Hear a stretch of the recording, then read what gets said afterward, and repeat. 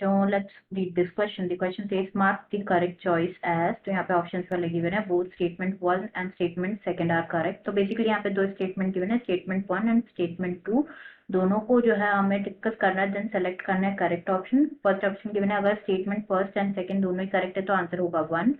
Statement 1 and statement second अगर incorrect होंगे तो आंसर होगा 2. स्टेटमेंट 1 करेक्ट होगा, स्टेटमेंट सेकंड इनकरेक्ट होगा तो आंसर होगा 3rd. वाइल जो स्टेटमेंट फर्स्ट होगा वो इनकरेक्ट होगा, स्टेटमेंट सेकंड करेक्ट होगा तो आंसर होगा हमारा 4th. यहाँ पे स्टेटमेंट 1 गिवन है कि जो स्टैट्यूटरी बैन है amniocentesis before sex determination is to legally check increasing female feticides. And second statement यहाँ पे गिवन है कि discriminate and illegal female feticides जो है वो हाई इनको रिपोर्ट किया गया है बहुत ज्यादा इन इंडिया. तो सबसे पहले बात करेंगे यहाँ पे की कॉन्सेप्ट की. तो जो की कॉन्सेप्ट इस क्वेश्चन में यूज किया गया दैट इज एमनियोसेंटेसिस. एमनियोसेंटेसिस. तो जो एमनियोसेंटेसिस है ये fetal sex and disorder determination test है. It is a fetal sex and disorder determination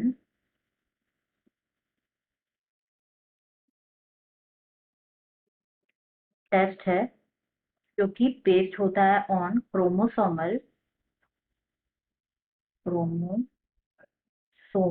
pattern of the embryos cells in the amniotic fluid. जो amniotic fluid है ये क्या करता है, बेसिकली सराउंड करता है दी डेवलपिंग एम्ब्रियो. तो यहाँ पे अगर हम डिस्कस करें about the misuse of amniocentesis technique, तो जो एमनियोसेंटेसिस टेक्निक है इसका मिसयूज होता है to know the sex of unborn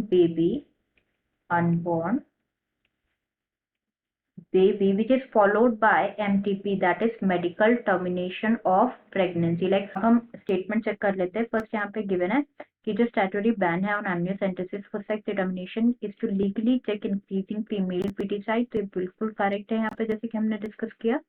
and last यहाँ पे गिवन है कि जो indiscriminate and illegal female foeticide है ये बहुत हाई है, ये केसेस बहुत ज्यादा रिपोर्ट किए गए इंडिया में. तो ये भी करेक्ट है, इसलिए इस पे क्या किया गया, बैन लगाया गया है ऑन amniocentesis पे. For what, for sex determination. तो यहाँ पे दोनों स्टेटमेंट ट्रू है तो हमारा आंसर हो जाएगा 1. That is both statement first and statement second are correct. Answer will be option 1. I hope you understood it well. Best of luck.